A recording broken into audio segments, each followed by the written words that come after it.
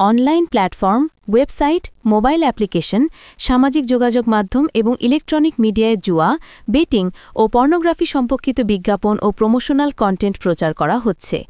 এসব কার্যক্রম সাইবার সুরক্ষা অধ্যাদেশ ২০২৫ এবং পর্নোগ্রাফি নিয়ন্ত্রণ আইন ২০১২ এর পরিপন্থী ও দণ্ডনীয় অপরাধ।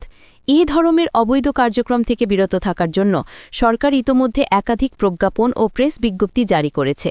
সরকারের সতর্কতা অনুযায়ী আগামী ১৯ অক্টোবর রোববার থেকে যদি কোনো সংবাদপত্র, অনলাইন সংস্করণ সহ নিউজ পোর্টাল, ইলেকট্রনিক মিডিয়া বা ওয়েবসাইটে জুয়া, বেটিং বা পর্নোগ্রাফি সম্পর্কিত কন্টেন্ট প্রচারিত হয়, তাহলে বিনা নোটিশে সংশ্লিষ্ট সাইট ব্লক করে দেওয়া হবে।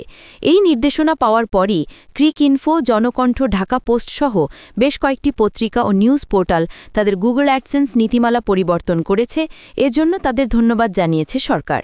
বাংলাদেশ সরকার দেশের সাইবার স্পেসকে নিরাপদ, নৈতিক ও প্রজন্ম বান্ধব রাখতে সর্বোচ্চ সতর্কতা ও কঠোর পদক্ষেপ অব্যাহত রাখবে।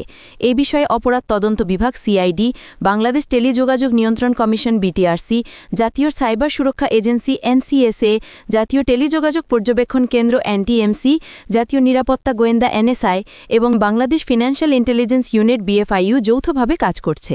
ডাক, টেলিযোগাযোগ ও তথ্য প্রযুক্তি মন্ত্রণালয়ের জনসংযোগ কর্মকর্তা মোহাম্মদ জসিমউদ্দিনের পাঠানো এক বার্তায় শনিবার ১৮ অক্টোবর এসব তথ্য জানানো হয়েছে।